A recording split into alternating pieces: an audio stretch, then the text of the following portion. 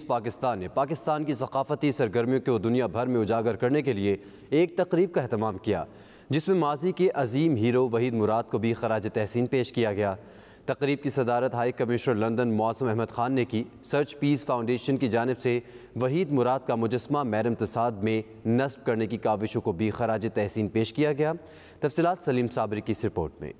करने के लिए लंदन में खूबसूरत तकरीब का इनेकाद किया गया। तकरीब का एहतमाम Pakistan high commission London, search peace foundation और वर्ल्ड कांग्रेस ऑफ पाकिस्तान की जानिब से किया गया था, जिसमें पाकिस्तान फिल्म इंडस्ट्री के अजीम चॉकलेटी हीरो वहीद मुराद को भी खराज तहसीन पेश किया गया। तकरीब की सदारत हाई कमिश्नर मौसम अहमद खान ने की। इस मौका पर मारूफ गुलकार नफीस इरफान ने वहीद मुराद पर फिल्माए गए खूबसूरत गीत पेश किए। ताम ने कहा कि वहीद मुराद पाकिस्तान फिल्म इंडस्ट्री का एक अजीम सरमाया है। लंदन के मैडम तसाओ में जहां पड़ोसी मुल्क के कई अदाकारों और गुलकारों के मुजस्मे मौजूद हैं, वहां पर वहीद मुराद का भी मुजस्मा नस्ब किया जाए। हाई कमिश्नर पाकिस्तान ने कहा, आज की इस तकरीब का मकसद दुनिया भर में पाकिस्तान के सकाफती कल्चर को प्रमोट करना है और खुसूसी तौर पर वहीद मुराद को खराज तहसीन पेश करना है, जो कि अपने वक्त के बहुत जबरदस्त अदाकार थे। आज आपने जैसे कि देखा, आज ये बहुत ही खूबसूरत इवेंट जो है आज ये मुनक्किद हुआ है। ख़ास तौर पे वहीद मुराद को ट्रिब्यूट पेश किया गया और जैसे कि हम सब लोगों को मालूम है कि वहीद मुराद अपने वक्त के बहुत ही ज़बरदस्त फ़नकार थे, बहुत ही ज़बरदस्त एक्टर थे।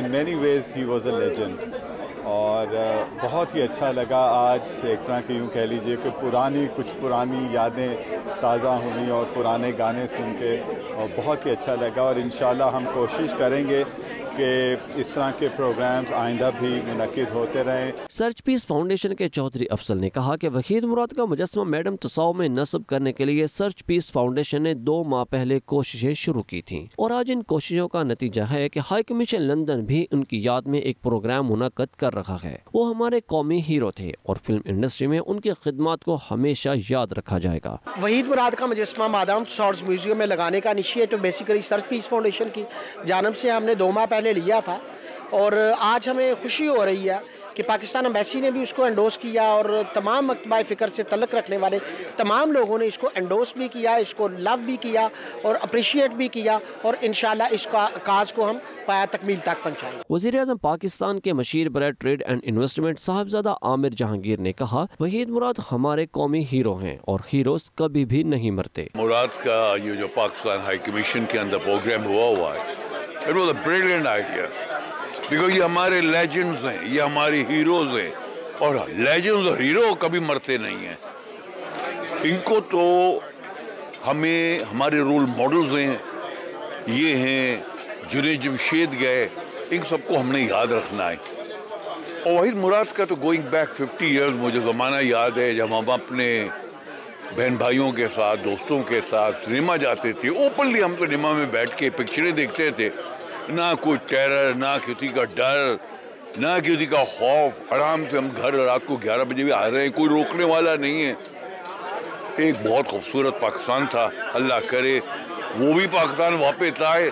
मेयर ल्योशियम तौसीफ अनवर ने कहा, आज की तकरीब का मकसद हमारे सकाफती कल्चर को लोगों के सामने लाना था। हमारे सकाफती कल्चर को प्रमोट करने के लिए आज का इवेंट बहुत ही जबरदस्त रहा। जो हमारी ये कल्चरल प्रमोशन में कह लें इसका है कि मादाम तसाओ की जो डिमांड है इन लोगों की वो तो अच्छी है, क्योंकि जो मादाम तसाओ का कंसेप्ट ये है कि डिफरेंट कल्चर, डिफरेंट कम्यूनिटीज़ और दुनिया के डिफरेंट इलाकों से जो लोग हैं उनके जो लीजेंड हैं उनको प्रमोट किया जाए। उस हवाले से मेरे ख्याल वहीद मुराद से कोई बेस्ट बंदा नहीं है जिसका हमारी पाकिस्तानी कम्युनिटी और फिल्म को जिसने इतना टाइम दिया उसको उधर रखा जाए और that would be really great achievement if we win. आज हम पाकिस्तान हाई कमीशन में वहीद मुराद जो एक्टर है उनकी लाइफ को सेलिब्रेट कर रहे हैं। यहाँ पे बहुत सारे पाकिस्तानी आए हैं, सोशलाइजेशन हो रही है कोविड के बाद, लॉकडाउन खुलने के बाद बहुत अच्छा लग रहा है, अपना कल्चर सकाफत प्रमोट हो रही है। दीगर मेहमानों में वज़ीर-ए-आज़म के मशीर बराए trade and investment Sahibzada Amir Jahangir, mayor Lewisham Tauseef Anwar, Reading community centre के Mian Saleem, councillor Ziaur Rahman, search peace foundation की चेयरमैन इस्तेदास, चौधरी अफसल और दीगर शामिल थे। Saleem Sabri, 92 news, London.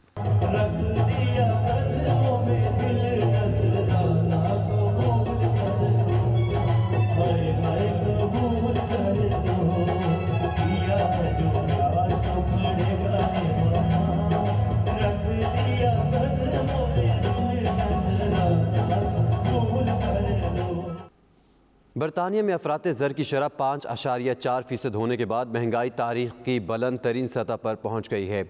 माहिरीन कहते हैं 12 माह में होने वाली महंगाई की रफ्तार 30 साला महंगाई से भी ज़्यादा है। सूरत हाल मज़ीद ख़राब होने की पेशगोई भी कर दी गई है और आइंदा चंद माह में बिजली, गैस, खुराक और इस्तेमाल शुदा कारों की कीमतों में होशरुबा इजाफा हो सकता है। मज़ीद जानते हैं सलीम साबरी की रिपोर्ट में।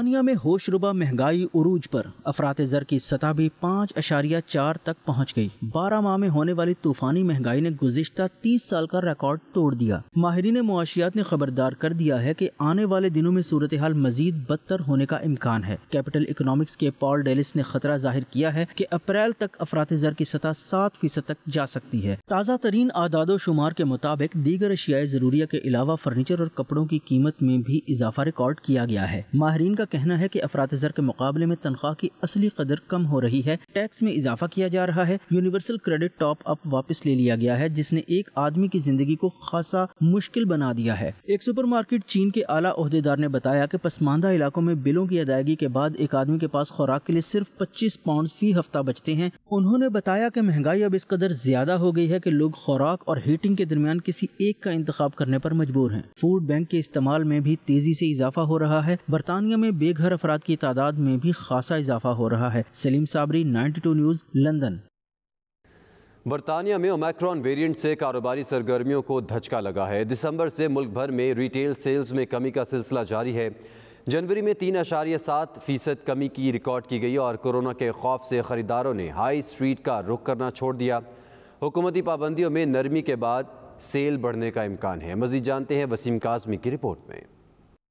कोरोना के ओमिक्रॉन वेरिएंट ने बरतानवी मईशत को हिला कर रख दिया। कोरोना से खौफजदा शहरियों ने खरीदारी के लिए बड़े स्टोर्स का रुख करना छोड़ दिया, जिसकी वजह से रिटेल सेल्स में इंतहाई ज्यादा कमी रिकॉर्ड की जा रही है। कौमी आदादो शुमार के इदारे के मुताबिक क्लोथिंग और नॉन फूड सेल्स में 7.1% कमी हुई। कहा जा रहा था कि क्रिसमस तक के रन अप में कुछ कमी आएगी, जबकि फूड सेल्स में 1% की कमी हुई। नवंबर में क्रिसमस से कबल मजबूत तिजारत के बाद दिसंबर में रिटेल सेल्स में कमी हुई और इसके लिए ओमिक्रॉन असरअंदाज रहा। इंग्लैंड में प्लान बी की पाबंदियों का मतलब ये था कि ज्यादा लोग घर से काम करें, इसलिए फ्यूल सेल्स में कमाया कम रही। बहरहाल दिसंबर में कमी के बावजूद रिटेल सेल्स अब भी वबा से पहले से ज्यादा मजबूत हैं, क्योंकि 1/4 से ज्यादा सेल्स ऑनलाइन पर की गई। Chief executive of retailer the works गियोन पैक ने BBC को बताया कि हतमी अलामात हैं कि सार्फिन ने अपनी क्रिसमस शॉपिंग पिछले साल के मुकाबले में ज्यादा जल्दी की और कुछ अफराद ने त्यौहार के लिए खरीदारियां सितंबर के अवाइल में शुरू कर दी। कैपिटल इकोनॉमिक्स की इकोनॉमिस्ट ने कहा कि दिसंबर में कमी तवक्को से कहीं ज्यादा थी और नमू के आदादोशुमार को कम कर सकती थी। उन्होंने कहा कि इस वक्त जबकि बरतानिया के मुसारिफ जिंदगी का बहरान सर पर मंडला रहा है, हमें सार्फिन की कम बहाल की तवक्को है। बहरहाल इसके बावजूद बैंक ऑफ इंग्लैंड की तवज्जो बढ़ती हुई महंगाई पर रहेगी और उन्हें अब भी उम्मीद है कि फरवरी के अवाइल में सूद की शरहों में 0.5% का इजाफा किया जाएगा। Waseem Kazmi, 92 news, London.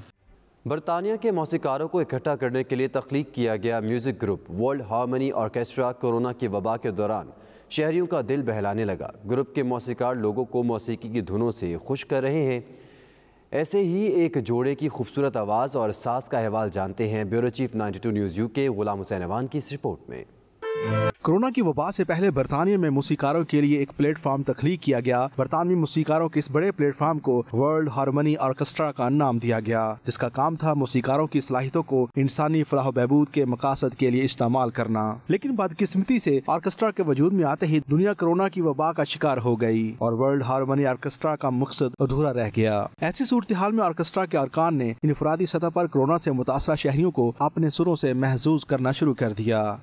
वबा के 2 बरसों में बरतानवी मूसीकार जोड़े ने लोगों को मौसीकी के सुरों से खूब लुत्फ उठाने का मौका दिया। कभी किसी पार्क में, कभी किसी केयर होम के बाहर, तो कभी किसी रिहायशी बिल्डिंग के सामने इस जोड़े ने अपने फन का मुजाहरा किया और खूब दाद वसूल की। बुजुर्ग शहरियों ने जोड़े की परफॉर्मेंस को सराहा और उन्हें खराज तहसीन पेश किया।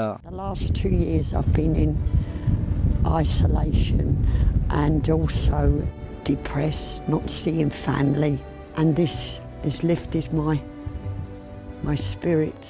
वर्ल्ड हार्मनी ऑर्केस्ट्रा के नायब बानी रोमेन मलान कहते हैं कि लोगों ने मौसीकारों के इस इकदाम को बेहद पसंद किया। कोरोना की वबा के दौरान उनकी टीम ने ऑनलाइन म्यूजिक शोज का भी एहतमाम किया, जिसे दुनिया भर में लोगों ने बेहद पसंद किया। Even though the pandemic is not the same as it was 2 years ago, but there is still this need for people to feel connected, to stay connected to the community. I hope this project will keep bringing hope in our hearts until times are better. Gulkara पेट्रिका ने isolation के लिए घरों में मौजूद शहरियों को मौसीकी के सुर सुनाने के तजर्बे को इंतहाई शानदार करार दिया। उनका कहना था कि लोग गाना खत्म होते ही खिड़कियां खोलकर उन्हें दाद देते तो उनका दिल खुशी से भर जाता। I don't really see any difference sitting here, playing here in January 2022 than I did in 2021 in terms of the value of music, people isolating. Sometimes the concerts can be really unusual in that you start it in the middle of a street and you don't know if anybody's listening, and then comes the surprise when you finish the piece and then suddenly people pop out of their windows and they start to applaud or start to sing along. It's कि मलक मकसूद चपड़ासी है जो कि ये एक जो इनकी Ramzan sugar mill है उसमें चपड़ासी के तौर के ऊपर भर्ती हुआ। इसके अकाउंट में 4 अरब रुपया जो है वो निकल आया। मंजूर पापड़ वाला जो था वो पापड़ बेचता था, वो ज़िंदगी में कभी बाहर नहीं गया। इस तरह से जो मुश्ताक चीनी है, ये लोग ज़िंदगी में कभी मुल्क से बाहर उस तरह से नहीं गए, लेकिन उनके नाम से अरबों रुपए की टीटियाँ लगी, वो वापस शहबाज शरीफ और उनके बच्चों के अकाउंट्स में आई। ये वो मुकदमात है, ये वो निज़ाम है जिसका ख़ात्मा किया है वज़ीर-ए-आज़म इमरान ख़ान ने एक एम्पावर्ड लोकल गवर्नमेंट ला के।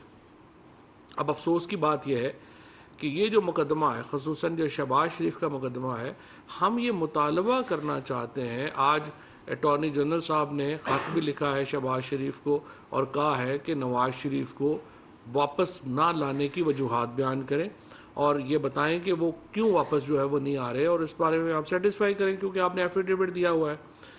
अब शहबाज शरीफ का मुकदमा जो है वो हम ये समझते हैं लाइव टेलीकास्ट होना चाहिए। अदालत के अंदर कैमरे लगाएं, लोग देखें शहबाज शरीफ का केस कि उनके ऊपर केस है क्या। और जो पीटीआई की हुकूमत के ऊपर, या आप हमारी बातों के ऊपर भी यकीन ना करें, आप अपोजिशन की बातों पे भी यकीन ना करें, शहादतें तो देखें क्या है। आप देखें तो सही किस तरह से पटवारियों के इन्होंने जो शहबाज शरीफ साहब के जो चपड़ासी हैं, उनके जो एजेंट्स हैं, उनके अकाउंटों में अरबों रुपया आ गया। अब आप देखें कि अकेले नवाज शरीफ से ये लोग जो मिलने जाते हैं और ये जो सारे हमारे सहाफ़ी दोस्त भी मिलने जाते हैं, ये उस आलीशान महल में नवाज शरीफ के मुलाकात करते हैं जो नवाज शरीफ कहते हैं कि मेरा है ही नहीं। इससे बड़ा मजाक क्या होगा। आप 3 दफ़ा का वज़ीर आज़म जो है वो कहता है कि मेरे बच्चों के ऊपर पाकिस्तानी लॉ ही अप्लाई नहीं करता क्योंकि मैंने पैसे उनके नाम रखे हुए हैं, उनको मुल्क से बाहर निकाल दिया, कहे जी उनके ऊपर तो मेरा लॉ ही अप्लाई नहीं करता। शहबाज शरीफ साहब जो हैं उनका भी यही डिफेंस है। अब सवाल ये पैदा होता है कि ये जब अरबों रुपया जो लुटा, जो इस कौम का लुटा हुआ है, और इसी तरह से जो जरदारी एंड कंपनी ने जो पैसे लूटे हुए हैं, अब इन पैसों का कौम हिसाब लेना चाहती है। हमारी अदालत से सिर्फ यही इस्तदा है कि इस मुल्क के लोगों का सिर्फ ये हक है कि वो देख सकें कि उनके जो इल्ज़ामात हैं इन लोगों के ऊपर वो सच्चे हैं या नहीं सच्चे। अगर गलत है तो बरी कर दें, ख़त्म हुई बात। लेकिन लोग देखें तो सही कि इनके अरबों रुपया जिस तरीके से लोग तंग पड़ गए हैं। कल जो वज़ीर-ए-आज़म साहब ने भी जो बात अपनी प्रेस कॉन्फ्रेंस में की है वो यही है कि 3.5 साल हो गए हैं, 4 साल हो गए हैं, इनसे रिकवरी होना बहुत इम्पॉर्टेंट है। और हमारे अदालती निज़ाम में जो भी चीज़ें हैं, हम तो रिक्वेस्ट करेंगे चीफ जस्टिस साहिबान से कि ये बरह रास्त केस दिखाएं और डे टू डे चलाएं ताकि लोग अपने फैसले खुद कर लें। अगर इन्होंने पैसे नहीं लूटे तो सही है, और अगर लूटे तो इनको सजा हो, इनके पैसा वापस आए। इनके बाप के पैसे थोड़ी हैं, ये तो पाकिस्तान के लोगों के पैसे हैं जो ये लेके बैठ गए हैं। हर एक ने, इनका बच्चा पैदा बाद में हुआ है, महल उसके नाम के ऊपर पहले ख़रीद लिया। इस तरह तो मुल्क के साथ एक मजाक है और हम समझते हैं कि इसको जो है वो आगे चलना चाहिए। अल्हम्दुलिल्लाह हमने पाकिस्तान के अंदर एक ऐसा हमें लुटा पुटा मुल्क जो है वो मिला था। पाकिस्तान 1947 में जिस हालत में हमें मिला था, यानी बिल्कुल कमज़ोर मिला था, जिसकी मईशत का बुरा हाल था, जिसके कोई इंफ्रास्ट्रक्चर नहीं था, कुछ नहीं था, 1947 के करीब ही मुल्क जो है ये पीटीआई को मिला था। क्योंकि ये जो एक डेकेड ऑफ डार्कनेस मुल्क के ऊपर जारी रहा, जो अंधेरों का राज मुल्क के ऊपर जारी रहा, ये उस वैसे ही था जैसे आप समझें कि ईस्ट इंडिया कंपनी ने पाकिस्तान के ऊपर दोबारा कब्जा कर लिया था और इनसे जान छुड़ा के ये मुल्क जो जब दोबारा गया। आज अल्हम्दुलिल्लाह पाकिस्तान की जो ग्रोथ आई है या पाकिस्तान में जो तरक्की की शरह आई है वो 5.37% आई है इस कोरोना के। अब आप देखिए कि वज़ीर-ए-आज़म इमरान खान उस वक़्त कोरोना में कह रहे थे कि आज आप पूरा लॉकडाउन जो है वो ना करें, जब पूरी दुनिया कह रही थी लॉकडाउन करें, और इन्होंने पूरा जो इमरान खान की स्ट्रैटेजी थी, जो हमारी NCOC की स्ट्रैटेजी थी, हिकमत अमली कामयाब हुई और आज पूरी दुनिया पाकिस्तान की स्ट्रैटेजी को फॉलो कर रही है। बोरिस जॉनसन क्या कह रहे हैं, UK में लॉकडाउन नहीं लगेगा, वो कह रहे हैं कि आप स्मार्ट लॉकडाउन की तरफ जाएं। ये वो स्ट्रेटजी थी जो पाकिस्तान ने, वज़ीर-ए-आज़म इमरान खान ने एन कोविड के अरूज में शुरू की थी और उसकी वजह से हमारी मईशत बची। उसकी वजह से आज हमने जो है वो कोरोना के बावजूद 5.37% के ऊपर हमारी तरक्की हुई। और आप देखिए कि जो हमारी फ़ीकस आमदनी है वो $1400 से बढ़ कर के $1650 के ऊपर चली गई। इससे जो हम बात करते हैं कि जो महंगाई हुई है लेकिन आमदनी में इजाफा हुआ है। अब जिन आमदनी में जिन सेगमेंट्स में इजाफा हुआ है, मसलन 100 कंपनियों ने 929 अरब रुपए का प्रॉफिट जो है वो रिकॉर्ड किया है। इसी तरीके से जो हमारे एग्रीकल्चर सेक्टर है, हमारा कंस्ट्रक्शन सेक्टर है, आज भी वज़ीर-ए-आज़म साहब ने यही बात कही है कि हम ये समझते हैं कि जो प्राइवेट बिजनेसमैन है वो अपने तौर पे कर रहा होगा, लेकिन उन्हें अपनी जो सैलरीज़ हैं, जो तनख्वाहदार तबका है, उसकी सैलरीज़ में इजाफा करना चाहिए। आपने अरबों रुपया कमाया है, इस पैसे में शेयर डालें और अल्लाह आपके पैसों में और बरकत डालेगा। सो ज़रूरी है कि हम अपनी जो वो तनख्वाहदार तबका जो ये महंगाई की कसक महसूस कर रहा है वो तभी कम होगी जब उसके मालिकान या जो हमारा प्राइवेट सेक्टर है वो अपने प्रॉफिट में से इनको जो है वो शेयर देगा। अदरवाइज़ पाकिस्तान की मईशत जो है वो मुस्तहकम हुई है। हमारा पहली बार पाकिस्तान के अंदर जो डेट टू GDP रेशो है, यानी कर्ज़े का जो फ़ीकस जो बोझ है वो कम हुआ है। सो पाकिस्तान दोबारा राइट ट्रैक के ऊपर है, अपनी दुरुस्त सिमत के ऊपर जो है वो आगे बढ़ रहा है। इसलिए हम ये समझते हैं कि जो इस वक्त की सूरत हाल है उसमें अदालतों को बिला खौफ व ख़तर इन मुकदमात का फ़ैसले करने चाहिए।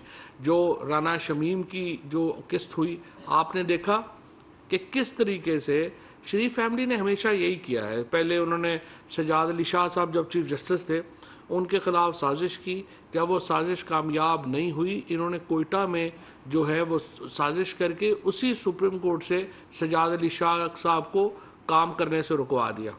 अब भी उन्होंने क्या किया है कि या ख़रीद लो या डरा लो, ये दो इनके जो मोटोज़ हैं जिसके ऊपर ये शरीफ फैमिली काम करती है। राना शमीम जो एक मुस्लिम लीग नून का वर्कर था उसको अपने पास बैठा के, अब ये जो चार्ल्स गोथरी है उसकी तो टेप भी वेरीफाई हो गई, फॉरेंसिक भी हो गया, वो कह रहा है नवाज शरीफ के दफ्तर में बैठ के उनके सामने एफिडेविट लिखा गया, शरीफ फैमिली ने उसकी तरदीद नहीं की। और ये मेरा ख्याल है कि फिट केस है, नवाज शरीफ को भी अदालत जो है वो इम्प्लिकेट करे और उनको सज़ा सुनाए इस मामले के ऊपर। उन्होंने अदालत के ऊपर असरअंदाज होने की कोशिश की है, अपना और अपनी बेटी का केस छुड़वाने की कोशिश की है। लिहाजा इसलिए इम्पॉर्टेंट है कि ये सारे मुकदमे जो हैं वो लाइव लोगों के सामने आएँ, शहादतें लोग खुद एनालाइज कर सकें और अपना फ़ैसला जो है उसके मुताबिक जो है वो आगे चला सकें। सर एक चीज़, दो चीज़ें सर एक बता दीजिएगा सर। एक तो आज इस तरह सेंट्रल एग्जीक्यूटिव कमेटी का इजलास था सर, क्या जो बड़े शहरों के मेयर्स के हवाले से मुशावरत है क्या वो मुकम्मल कर ली गई है सर? इसमें क्या यास्मीन राशिद और हमाद रजा साहब क्या लाहौर के मेयर के लिए इनकी कंसिडरेशन की जा रही है? एक तो सर ये बता दें। दूसरा सर 3.5 साल के बाद शहजाद अकबर साहब ने रिज़ाइन किया, तो क्या सर PTI एक जो नैरेटिव अभी जो बन रहा है कि क्या PTI जिस मैनिफेस्टो पर अकाउंटेबिलिटी की आई थी तो क्या वो ख़त्म हो गया, डेड हो गया, अब इसको आगे कौन लेकर चलेगा? अकाउंटेबिलिटी तो देखें ना, जो एडमिनिस्ट्रेटिव जो उसकी एक जो इंतज़ामी मामलात करने थे वो तो ख़त्म हो चुके हैं, अब तो अदालतों में है मामले, तो वो तो उसके ऊपर तो फ़र्क नहीं पड़ता। शहजाद अकबर साहब ने बड़ा ज़बरदस्त काम किया, उन्होंने इन लोगों को बड़े मुश्किल हालात में एक्सपोज किया है और अब भी शहजाद अकबर जो हैं वो कोर कमेटी के मेंबर के तौर के ऊपर अपने फ़राइज़ सर अंजाम देते रहेंगे। सर लाहौर को जो मेयर्स का मामला है उसके ऊपर डिस्कशन शुरू हो गई है और उसमें यह है कि एक इब्तदाई तौर के ऊपर जो सूबाई की आदतें हैं वो अपने अपने नाम जो हैं वो उनको मुख्तसर लिस्ट जो है उसको देखेंगे। वो फिर इंशाल्लाह अगले सोमवार को वो वज़ीर-ए-आज़म को अपने कुछ जो लिस्ट है वो पेश करेंगे और अगले सोमवार से फिर इसके ऊपर बाकायदा काम शुरू हो जाएगा। लेकिन इंशाल्लाह हमारा इरादा यही है कि ये जो मेयर्स का मामला है, ख़ुसूसन जो बड़े शहरों के मेयर्स का मामला है, वो हम जल्द नॉमिनेट करें। बतौर कलीग सर, अब एतमाद का रिश्ता होगा शहजाद अकबर साहब से, रिज़ाइन की वजह क्या बनी? लिया गया या उन्होंने खुद लिया? नहीं, शहजाद अकबर साहब ने रिज़ाइन दिया है। वो पहले भी कुछ अरसे से जो है वो सुनने में आ रहा था कि वो रिज़ाइन जो है वो देना चाह रहे हैं। तो उनकी जगह पे कोई और? उनकी जगह के ऊपर कंसिडरेशन है, वो जल्दी मैं आपके सामने जो ही वज़ीर-ए-आज़म साहब फाइनल करेंगे मैं आपके सामने रखूँगा। सर, आपने कहा कि प्राइम मिनिस्टर ने निजी शोबे से कहा है कि वो तनख्वाहों पर रिवाइज करें। इधर तो प्राइम मिनिस्टर मुझे बेबस नज़र आ रहा है। कवानीन है सारी दुनिया में, मिनिमम वेजेस के भी हैं, बाकी के भी हैं। मिनिमम वेजेस भी कोई नहीं दे रहा, 15,000 10,000 नौकरियाँ। तो आप प्राइम मिनिस्टर ने कानून पर अमल दरामद का नहीं कहा? नहीं, बिल्कुल नहीं। देखें, जो हमारा मिनिमम वेजेस का लॉ है वो जहाँ पे ऑर्गेनाइज्ड कंपनियाँ हैं वहाँ पे तो फॉलो हो रहा है, जहाँ पे ऑर्गेनाइज्ड नहीं है वहाँ पे फॉलो नहीं हो रहा। और कुछ तो जाहिर है कि आप